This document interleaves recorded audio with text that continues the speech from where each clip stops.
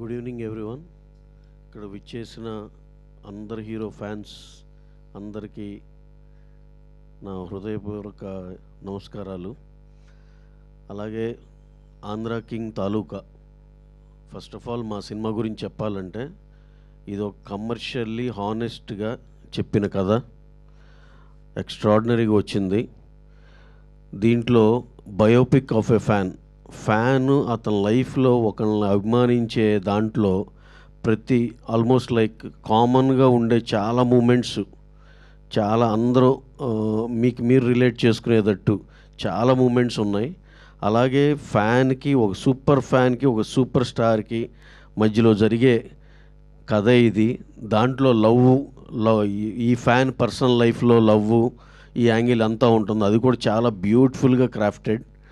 So ఈ సినిమాని with total బ్యాలెన్స్తో బ్రహ్మాండమైన కథగా, నాట్ ఓన్లీ అబౌట్ ఫ్యాన్స్, ఇది నిజంగా ఏ ఫ్యాన్ కానీ న్యూట్రల్ ఇంట్లో లేడీస్ అవ్వచ్చు, ఎవరన్నా అవ్వచ్చు, వాళ్ళందరికి కూడా దీంట్లో ఉన్న ఎమోషనల్ రైడ్కి కంపల్సరీగా సినిమా చాలా బాగా నచ్చుతుంది.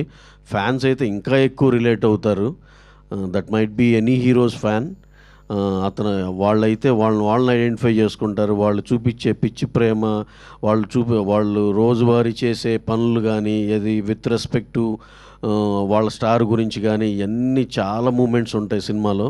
అలాగే మీరందరూ కూడా చూసి, ఆల్ హీరోస్ ఫ్యాన్స్ అందరూ చూసి మీరు రిలేట్ అవుతారు ఈ సినిమా కానీ మనస్ఫూర్తిగా నమ్ముతున్నాం.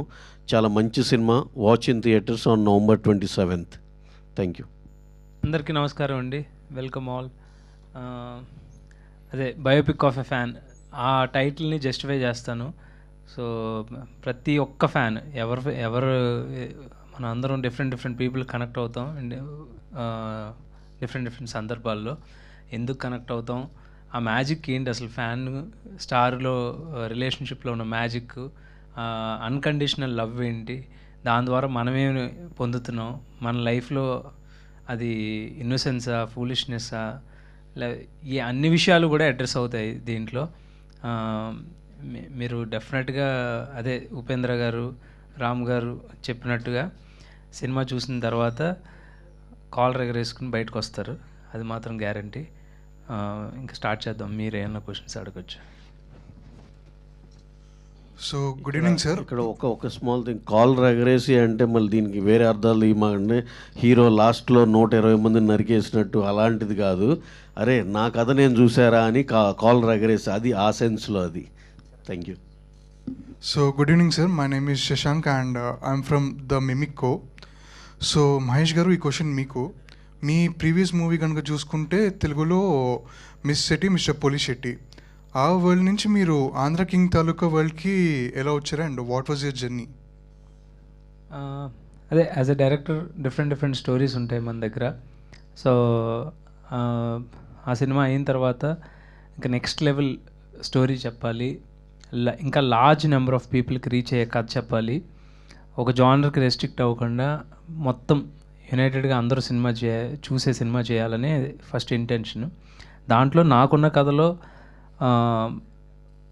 గ్రేటర్ లెవెల్ స్క్రిప్ట్ అని నాకు నేనుగా ఫీల్ అయింది ఆంధ్ర కింగ్ తాలూకా స్టోరీ. అది ఎప్పుడైతే మా ప్రొడ్యూసర్స్కి నేను చెప్పానో వాళ్ళ ఎక్సైట్మెంట్తో ఈ ప్రాజెక్ట్ టేక్ ఆఫ్ అయింది.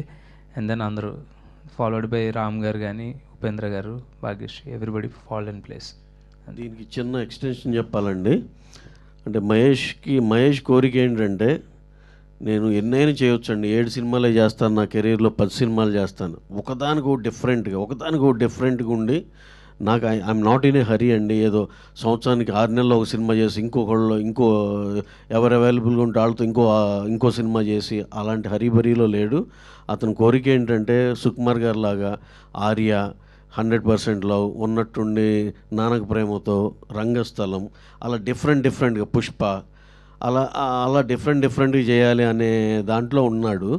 కాకపోతే ఈ న్యూ జనరేషన్లో డెఫినెట్గా we hope he will achieve his టార్గెటో గోలో అనుకుందాం.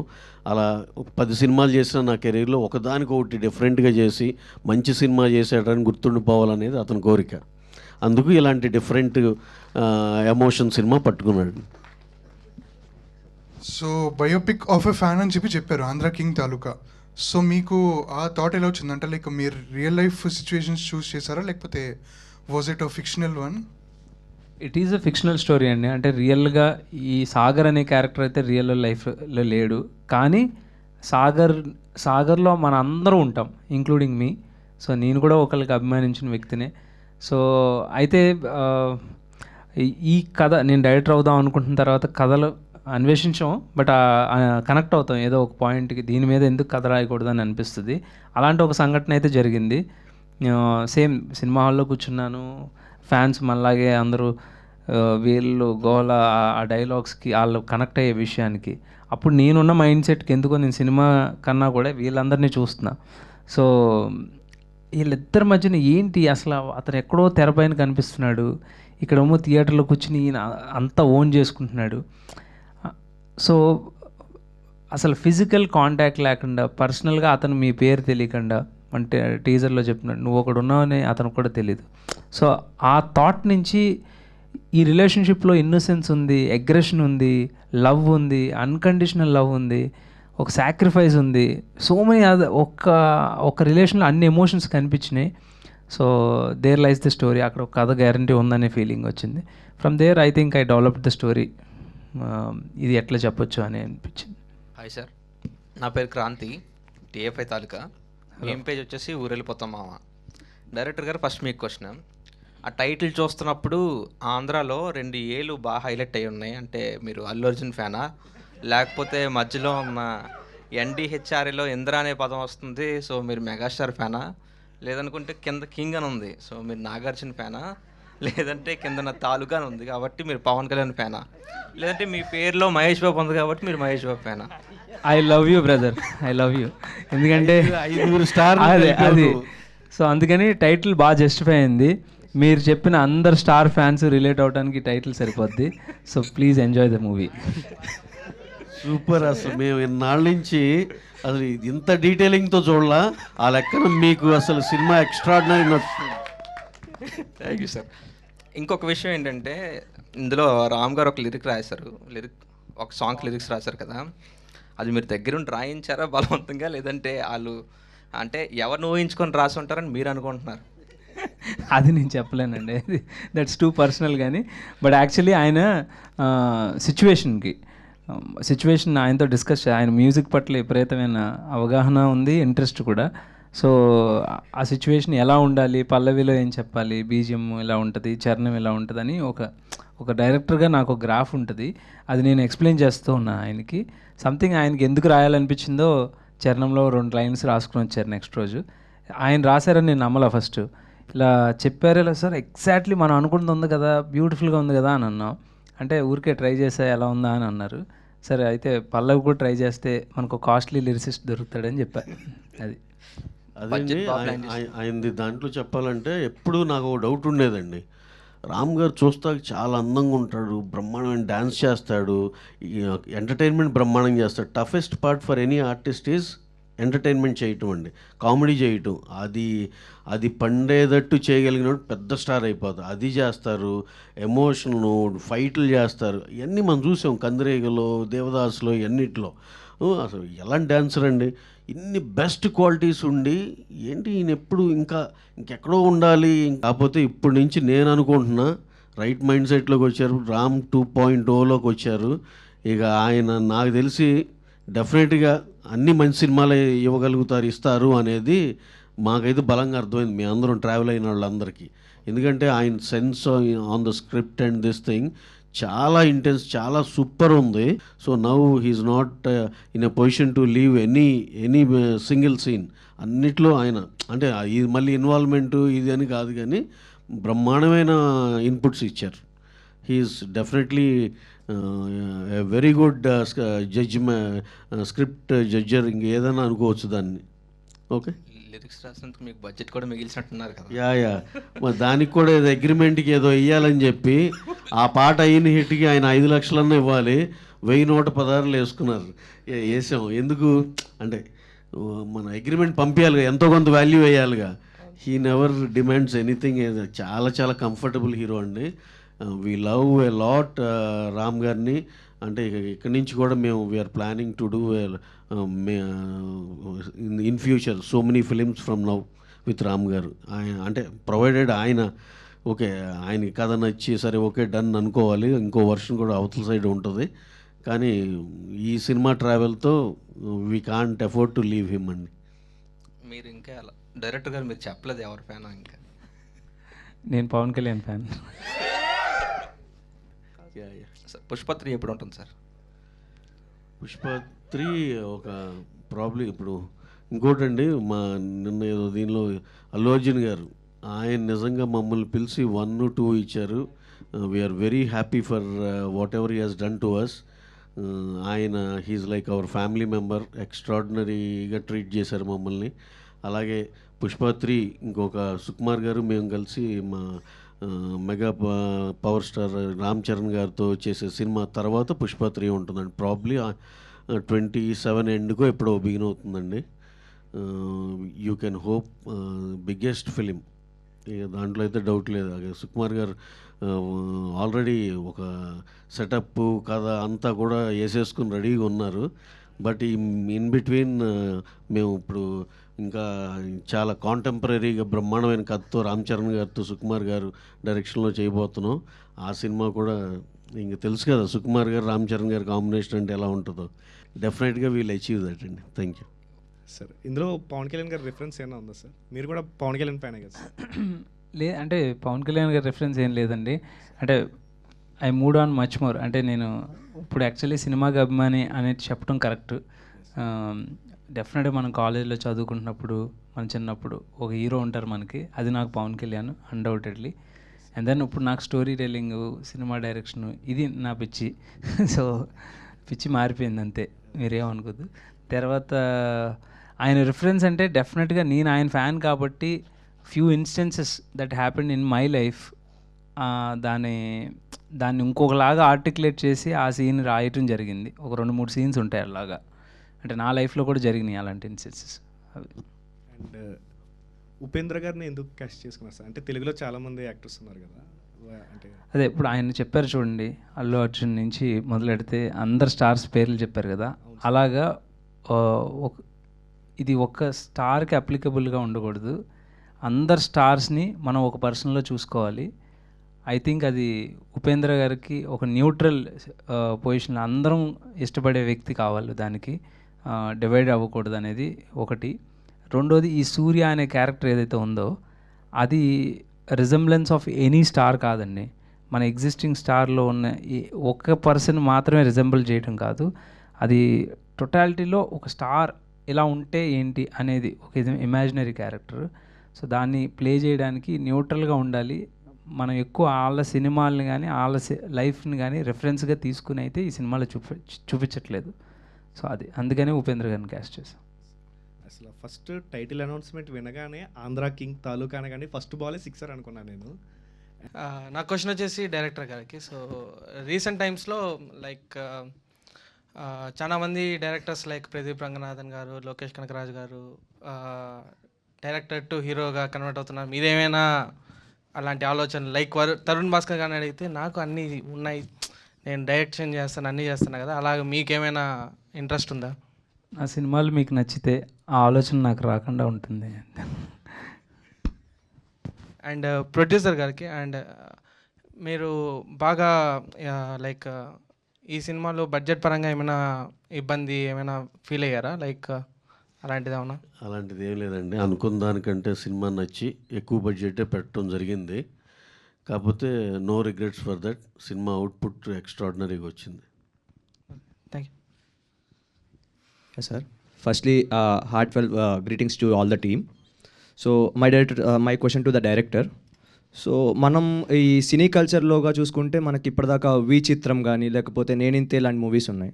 సో ఆ మూవీస్తో కంపేర్ చేసుకుంటే మన మూవీ ఎంత డిఫరెంట్గా ఉండబోతుంది? అంటే దానికి దీనికి ఉన్న కామన్ సిమిలారిటీ ఏంటంటే ప్రాబబ్లీ ప్రొటాగనిస్ట్ అంటే హీరో ఆఫ్ ది ఫిలింలో అతను ఫ్యాన్ అయి ఉండొచ్చు, అంతే తప్ప నేనింతేలో కానీ ఇంకో మీరు చెప్పే వి చిత్రం నేను చూడలేదు. ఆ సినిమాల్లో ఉన్న కథాంశం ఈ సినిమా ఉన్న కథం కంప్లీట్లీ డిఫరెంట్ అండి. It's a very new film. నేనింతలో అతను సినిమాల్లో పనిచేసి ఒక ఒక ఆర్టిస్ట్ అవ్వాలని టోటల్ అసలు ఆ కథ వేరు కదండి. ఇతను బేసిక్గా ఫ్యాన్ అంతే. ఫ్యాన్ వార్స్ దాని గురించి చూపిస్తారు కదా సార్. దీంట్లో మనం బయోపిక్ ఆఫ్ ఏ ఫ్యాన్ కింద మాట్లాడుతున్నాం కదా. So it will be difference, right? లేదండి, అసలు రెండు ప్యారలల్ లైన్స్ లాగా, అది nothing similarity. In your young age, so who is your fan? నాకు ఈ వారం ఈ సినిమా చూసి బాగా అనిపించింది అనుకోండి, ఇంకా నెక్స్ట్ ఇంకొకళ్ళు సినిమా నచ్చేదాకా నేను ఆ పీరియడ్ అంతా ఈ ఫ్యాన్, ఆ తర్వాత ఇంకో సినిమా నచ్చగానే అక్కడి నుంచి ఇంకో ఫ్యాన్, అలా వెళ్తూ ఉండేదండి. అంటే ఫస్ట్ అడ్మిరేషన్ హీరో ఉంటారు కదా సార్. ఫస్ట్ నేను మొన్న ఇంటర్వ్యూలో ఏదో అడిగితే, మిమ్మల్ని ఫస్ట్ మీరు చూసిన వావ్ అనిపించి మీకు చిన్నప్పుడు ఊహ తెలిసే టైం నుంచి చూసిన సినిమాలు ఏదంటే డెఫినెట్గా చిరంజీవి గారి ఖైదీ అండి. అది అప్పుడు సెకండ్ క్లాస్ థర్డ్ క్లాస్ ఆ టైంలో 6 సార్లు చూసాను, నాకు ఇంకా గుర్తు. రోజు ఇంట్లో గోల్ చేసి మరీ వెళ్ళేవాళ్ళం అలా. So director sir, first director inspiration రావాలి అంటే ఆ థాట్ అనేది ఇంపార్టెంట్. సో మీకు ఏ డైరెక్టర్ని చూస్తే ఫస్ట్ నాకు ఓకే డైరెక్టర్ అనే వాళ్ళు ఒకళ్ళు ఉంటారు, ఆ కాన్సెప్ట్లోకి మనం వెళ్ళాలని చెప్పి అనిపించింది?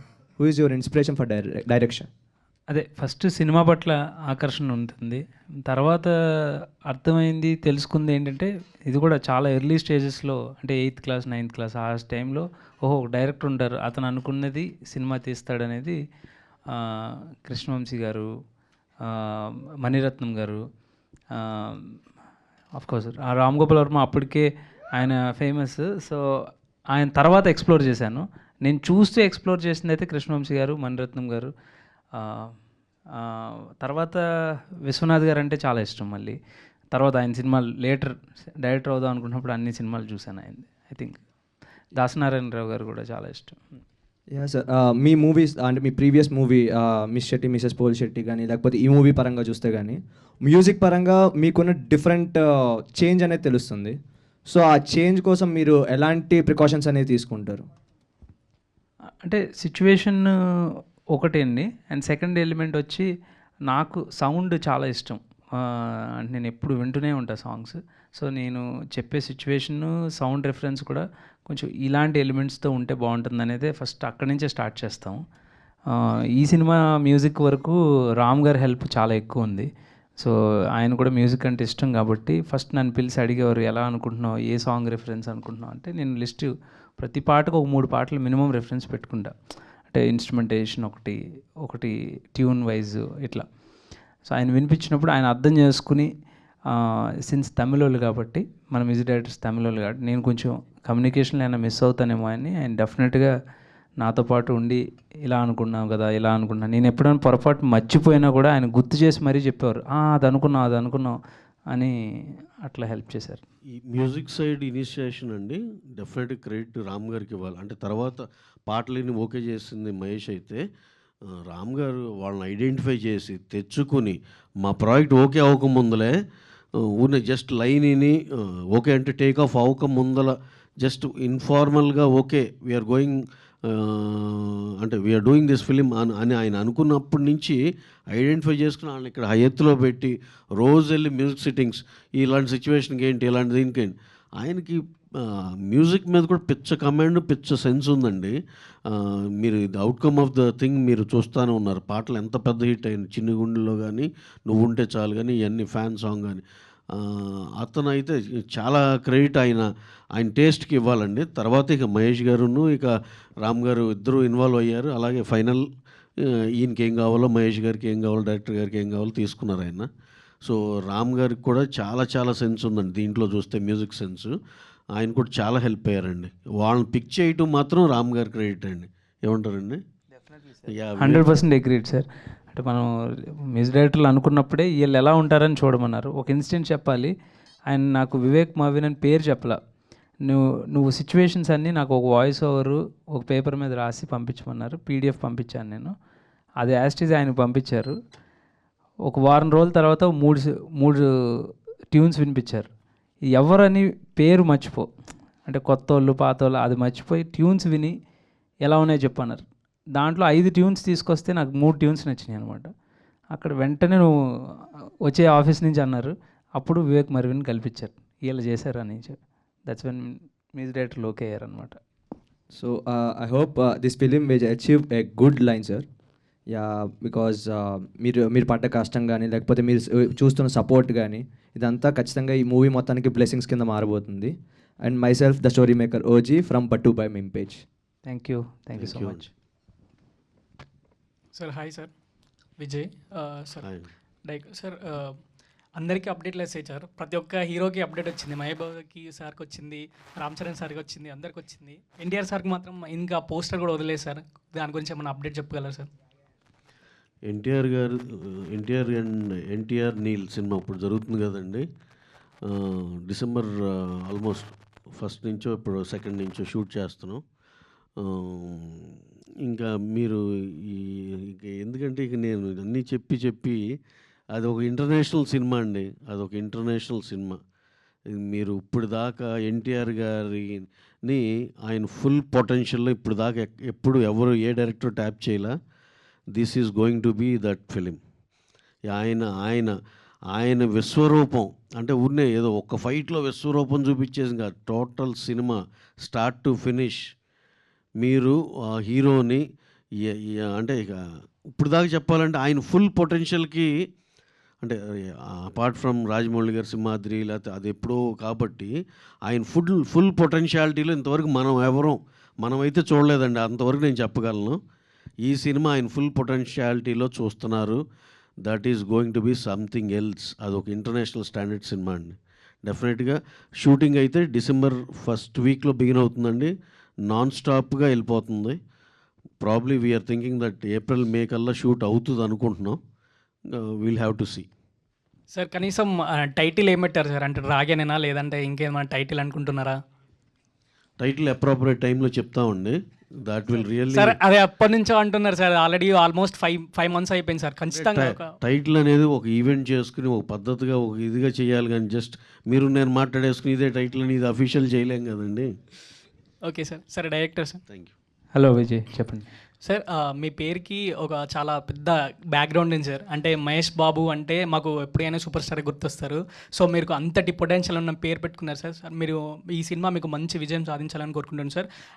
సార్ మన తెలుగు సాంగ్స్ ఏమైనా ఎక్స్పెక్ట్ చేయొచ్చా? అంటే మూవీలో ఎవరైనా రిఫరెన్స్ సాంగ్స్ కానీ పోస్టర్స్ కానీ ఏమైనా తెలుగు సాంగ్స్ అలా ఏమి ఉండవండి, మళ్ళీ లేనిపోయింది ఇప్పుడు మళ్ళీ ఎవరో కేసేస్తారు తెలుగు సాంగ్.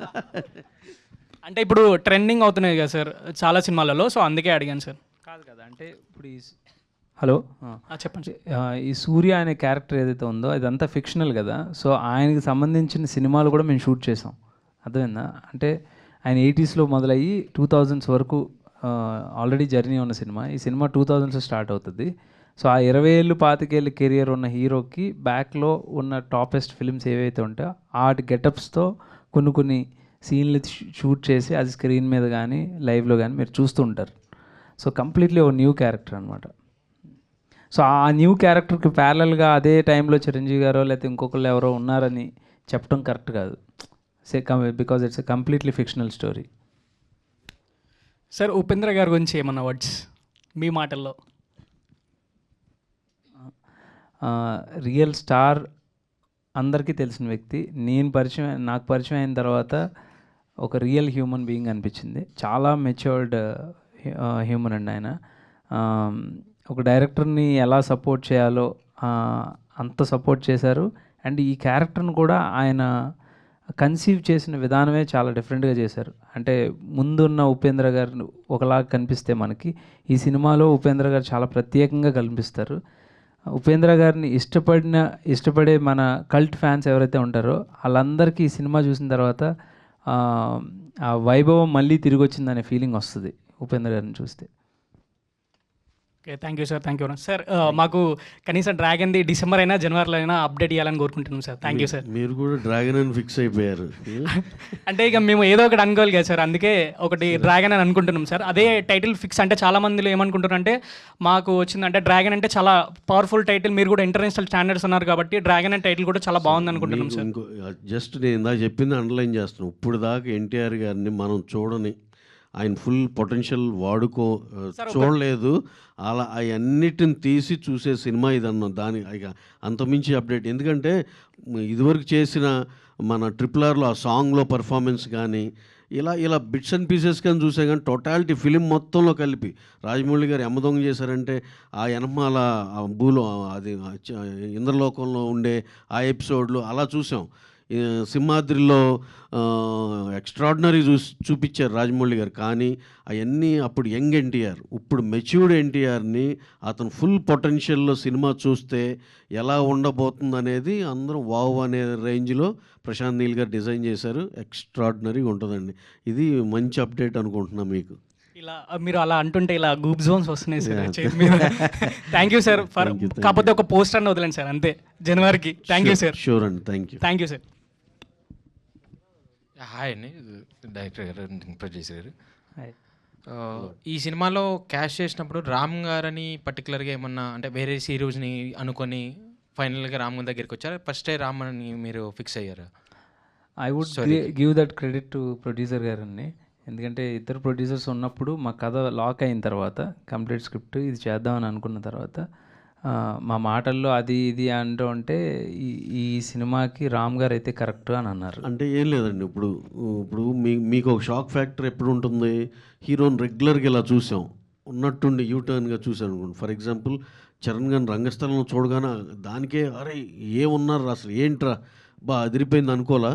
అలాగే ఈయన ఎంతసేపు ఇప్పుడు మాసులు ఇది అది ఇలాంటి సినిమాలు చేస్తున్నారు కదా, ఒక్కసారి చేంజ్ ఓవర్ లాగా అలా అనిపిస్తుంది కదా. అనిపించి రామ్ గారు కదా ఇంతవరకు అన్ని కమర్షియలే చేస్తున్నారు గత కొన్ని సంవత్సరాల నుంచి, అంటే ఎక్కువ ఫైట్లు ఎక్కువ సాంగ్స్ ఇలాంటివే కదా కమర్షియల్ అని చెప్పి ఈయనదైతే చాలా ఫ్రెష్గా ఉంటుందేమో అనిపించింది. అలా అందరం డిస్కస్ చేసుకుని ఆయన అప్రోచ్ అయ్యండి. లక్కీగా ఆయనకు కూడా మాకన్నా ఎక్కువ కనెక్ట్ అయ్యారు కథతో. So our job became very easy అండి. అట్లా ఉపేంద్ర గారిది కూడా ఫస్ట్ షాట్ అండి మీకు డైరెక్ట్గా స్టోరీ రెడీ అయిన తర్వాత? ఉపేంద్ర గారిని కూడా మేము అనుకున్నాం, టప్పని అప్రోచ్ అవగానే I think 1 hour 2 hours narrate చేశాను.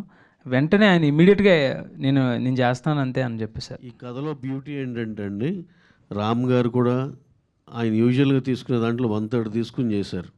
అలాగే ఉపేంద్ర గారు హాఫ్లో, లేకపోతే ఆయన కూడా అంతే 1/3లోనే. అంటే నెంబర్లు ఏంటి అవన్నీ కాదు, బ్యాక్ ఎండ్ వచ్చారు హీరో గారు, అలాగే ఉపేంద్ర గారు చాలా తక్కువగా చేశారు. వీళ్ళు అందరికి కథ నచ్చి డెఫినెట్గా we should be part of this story అనిపించి చేశారండి.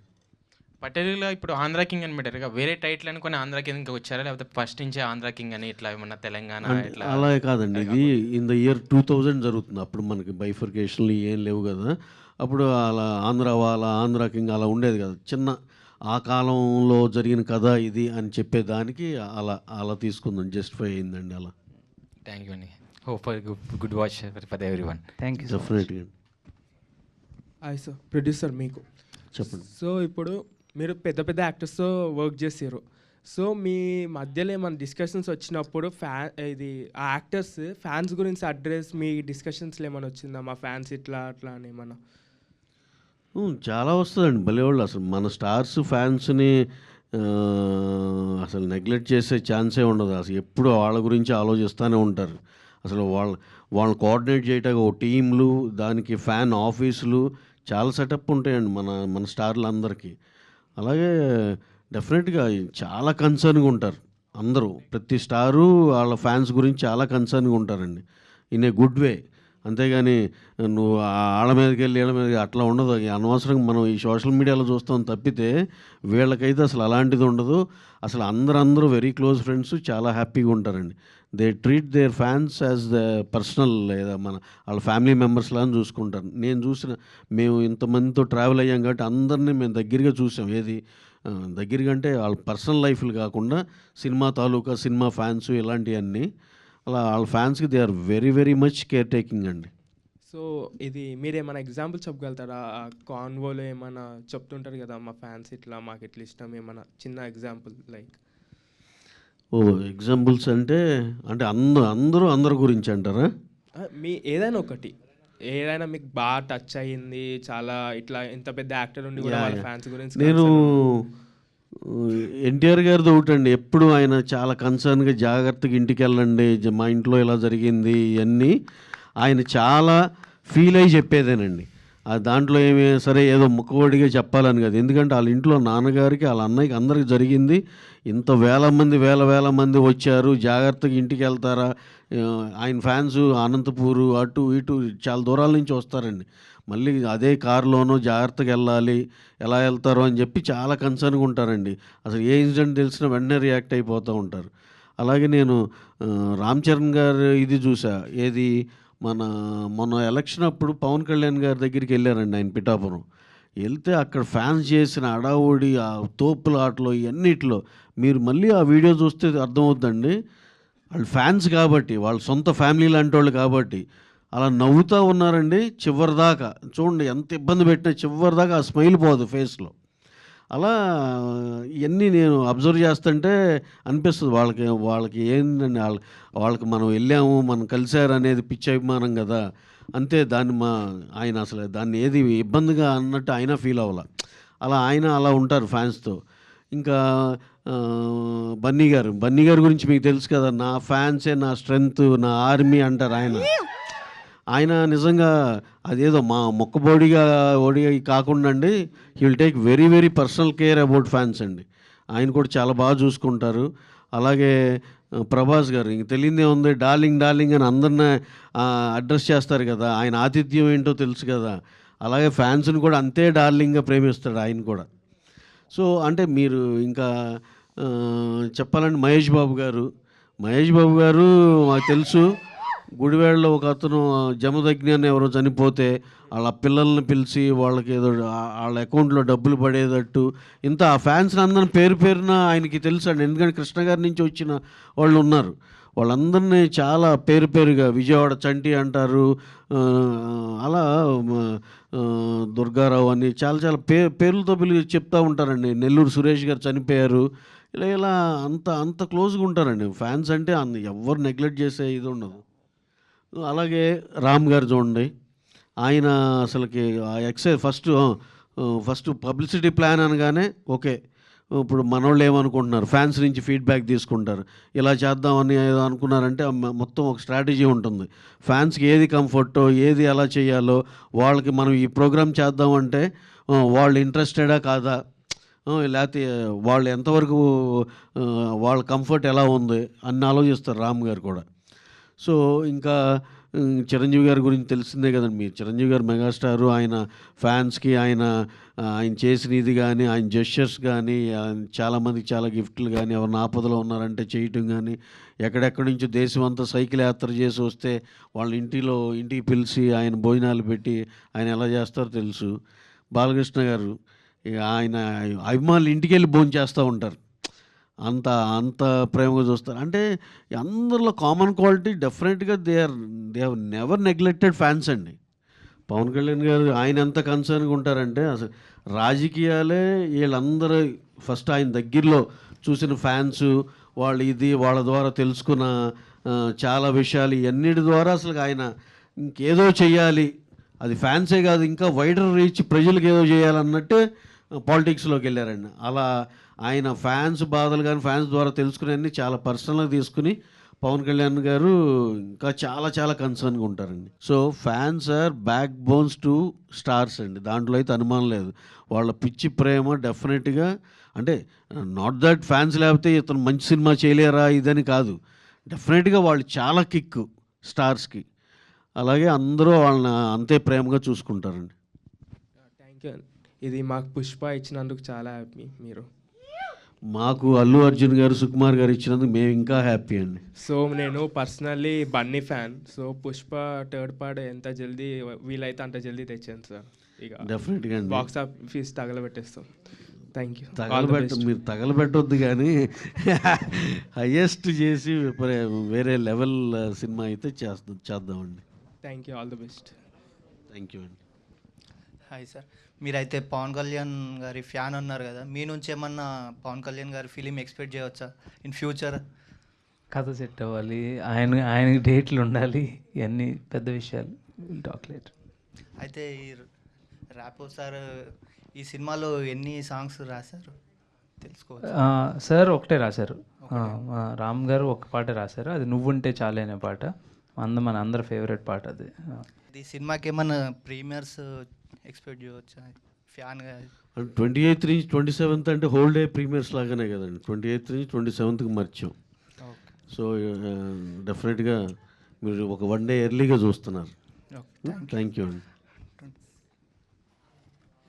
సో ప్రొడ్యూసర్ సార్, కరెంట్లీ బయట సోషల్ మీడియాలో కానీ ఇవన్నీ చూసుకుంటే మనకి రీసెంట్గా అరెస్ట్ అయిన Immadi Ravi, that means iBomma admin. So ఇండియాలోనే మీరు పెద్ద ప్రొడ్యూసర్, మీకున్న సినిమాస్ కానీ లేకపోతే మీరు చేస్తున్న గ్రాసెస్ కానీ ఇవన్నీ చాలా ఎక్కువలో ఉంటాయి. బట్ ఇప్పుడు ఇలాంటి పైరసీని కానీ లేకపోతే ఇలాంటి వాటన్నిటిని ఎంకరేజ్ చేయడానికి మెయిన్గా వచ్చే ఇష్యూ వచ్చేసరికి థియేటర్లో లాంగ్ రన్ లేకపోవడం, ఓటీటీలోకి తొందరగా వచ్చేసేయడం, ఇలాంటివన్నీ రావడం వల్ల జనాలు పైరసీకి అట్రాక్ట్ అవ్వడం కానీ లేకపోతే ఐబొమ్మస్ ఇలాంటి వాటిలో చూడడం కానీ జరుగుతుంది. సో థియేటర్లో లాంగ్ రన్ పెంచడానికి ఓటీటీ డ్యూరేషన్ లేట్గా ఓటీటీలో రావడానికి కానీ మీ సైడ్ నుంచి ఏమైనా ఇనిషియేటివ్ తీసుకోవచ్చా? థియేటర్లో లాంగ్ రన్కి దీనికి అసలు లింక్ లేదండి. ఎందుకంటే తొందరగా వస్తుంది కాబట్టి ఓటీటీలో చూసేయచ్చు అని కొంతమంది ఆగేవాళ్ళు ఉండొచ్చు. దానికి పైరసీకి సంబంధం లేదు. ఎందుకంటే ఓటీటీలో మనం చూస్తే ఈ మధ్య సినిమాలన్నీ 1 month 2 monthsలోనే ఓటీటీలోకి వచ్చేస్తున్నాయి. థియేటర్లో ఆల్మోస్ట్ మనం 25 days 50 days సినిమా చూసి చాలా సంవత్సరాలు అయిపోయిందండి. That is one point. కాకపోతే నెమ్మదిగా ఇవాల్వ్ అవుతుందండి. దాంట్లో ఏంటంటే సినిమా కూడా చేంజ్ అవుతుంది. సింగిల్ స్క్రీన్లు ఏదో అలా ఉండేవి, అలాంటి నుంచి మంచి బ్రహ్మాండంగా చేసి మొత్తం మంచి ఎక్స్పీరియన్స్ ఇచ్చేటట్టు వాటిలు కూడా రెనోవేట్ అవుతున్నాయి.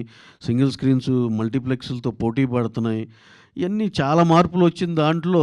అలాగే నెంబర్ ఆఫ్ థియేటర్స్తో రిలీజ్ అవ్వటం అనేది ఒక ట్రెండ్ అయిపోయింది. ఎందుకంటే ఇప్పుడు మీరు అన్నట్టే పైరసీ కానీ ఇంకోటి అన్నీ తట్టుకోవాలంటే maximum collections as early as possible తీసుకోవాలనే దాంట్లో అలా అవుతుంది. మీరు అన్న లాంగ్ రన్ చూడాలి అంటే 50 days వరకు వెళ్ళే సినిమాలు ఉన్నాయండి. పుష్పాలు, రంగస్థలం ఇవన్నీ ఆడిని 50 days. కానీ పాత రోజుల్లాగా 2 థియేటర్లో ఫుల్గా రన్ అవుతా 100 రోజులు సిల్వర్ జూబ్లీలు అలాంటిది ఇప్పుడు లేదండి ట్రెండ్. కాదు మీరు అనే లాంగ్ రన్ ఆఫ్ ఓటీటీ అనేది అందరం 8 weeks ఇలా అని ఏదో పెట్టుకున్నామండి. మరి అందరు కూర్చున్నాక అదేంటో ఒకసారి డిసైడ్ చేయాలండి. అది అందరికీ కొంచెం పెయిన్ఫుల్ థింగే. ఇక స్టాండర్డ్గా 8 weeks ప్రాక్టీస్ అనేది ఎలా తీసుకురావాలో అందరం చాలా చర్చల్లోనే ఉన్నామండి, ప్రొడ్యూసర్లు అందరం కూడా. Thank you sir. Thank you. Hello sir, I'm Avinash from BTech బాధితులు. ఫస్ట్లీ ఎనర్జెటిక్ రామ్ గారికి ఎనర్జెటిక్ స్టార్తో పాటు చాక్లెట్ బాయ్ అనే ట్యాగ్ కూడా ఉంటుంది కదా.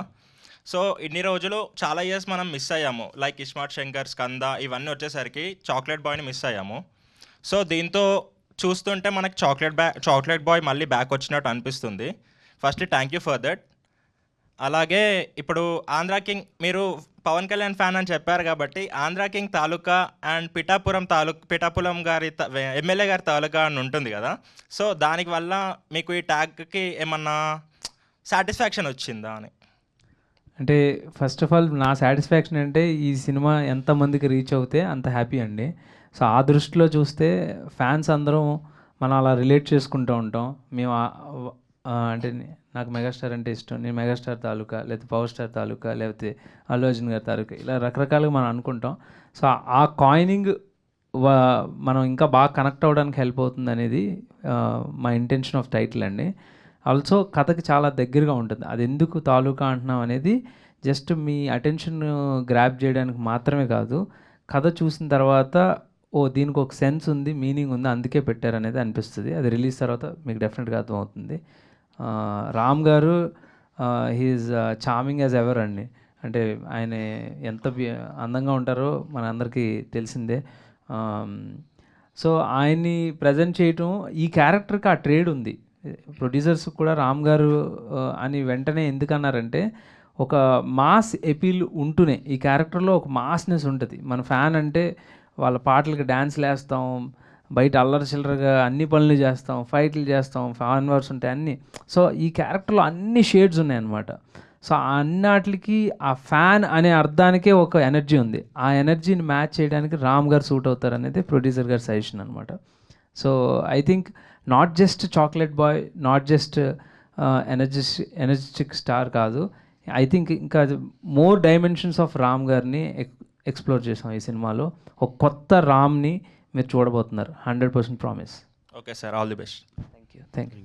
హాయ్ సార్, డైరెక్టర్ గారికి నాకు ఏమైనా స్పెషల్ క్యామియో ఎక్స్పెక్ట్ చేయవచ్చా సార్ ఈ మూవీలో ఎవరిదైనా? క్యామియోనా లేదండి అలాంటిది రా. సార్ లైక్ మీరు మై ప్రొడ్యూసర్ గారికి సార్ సో చెప్పండి. మీరు స్టార్ హీరోస్తో లైక్ రామ్ చరణ్ గారితో అందరితో చేస్తున్నారు కదా, అండ్ రామ్ గారితో కూడా చేస్తున్నారు కదా, అలాగా why can't you make small films like low budget films like Little Hearts అలాంటివి, వై కాంట్ యూ ఇనిషియేట్? ఇప్పుడు ఒక 5-6 స్క్రిప్ట్స్ ఓకే అయిపోయి ఉన్నాయండి, అన్నీ 6 crore 7 crore ఆ బడ్జెట్లో డెఫినెట్గా చేస్తున్నాం. మత్తు వదలరా అని చెప్పి ఫస్ట్ సినిమా మేము 1.80 crore చేసామండి, మత్తు వదలరా 1. అలా ఎప్పుడు ప్రయత్నం చేస్తూనే ఉన్నాం. ఇప్పుడైతే రెడీగా ఒక 6 స్క్రిప్ట్స్ రెడీగా ఉన్నాయండి, అన్నీ సెట్స్ మీదకి వెళ్తున్నాయి. ఆల్రెడీ ఒక హారర్ సినిమా ఆల్రెడీ ఇన్ షూట్, మిగతాదన్నీ 10 days గ్యాప్లో అన్నీ షూట్కి వెళ్తున్నాయి. 6 crore to 8 crore బడ్జెట్ అలా. సో అందరూ డెబ్యూటెంట్ ఆర్ అందరూ డెబ్యూటెంట్లే అండి. సినిమా అయితే చాలా బాగుంది, మీ అందరికి కూడా చాలా నచ్చుతుంది అని డెఫినెట్గా భావిస్తున్నాం. మీ నచ్చిన దాన్ని మీ సొంత సినిమాలా పుష్ చేయాలి. Thank you very much. This is my request to all of you. Thank you అండి. డైరెక్టర్ గారు మీ హెయిర్ స్టైల్ రామ్ గారికి సెట్ చేశారు అనుకుంటాను, మేబీ ఇందాక నుంచి అదే చూస్తున్నాం, సేమ్ ఫేజ్ లాగా అలాగే ఉంది. So and all the best bro, and next with heroine తన అందరూ బ్రో. ఓకే, థ్యాంక్ యూ అండి. ప్రొడ్యూసర్ గారు చెప్పారు కాబట్టి డెఫినెట్గా అందరం మళ్ళీ కలుద్దాం. ఈ విషయం రామ్ గారికి, భాగ్యశ్రీ కూడా అందరూ కూడా మూవీ చూసి వస్తాం అప్పుడు అందరూ. డెఫినెట్గా అండి. Many more questions to ask. మూవీలో మీరు అందరూ మీరు క్రిటికల్గా కూడా చూస్తారు, అన్నీ ఇది ఉంది కాబట్టి దీంట్లో చాలా డీటెయిల్స్ ఉన్నాయి. మీరు ఎవరన్నా కొత్తవి పట్టుకుని రాగలిగా ఇది ఎందుకని చేస్తే కనుక that will be very very happy situation. చాలా డీటెయిల్స్ ఉన్నాయి, ఈ లింక్ దీనికోసం, ఈ లింక్ ఇట్లాంటివన్నీ కూడా ఆ రోజు మాట్లాడుకుందాం అండి. ఓకే ఓకే అండి, challenge accepted. All the best. Thank you sir. Thank you అండి.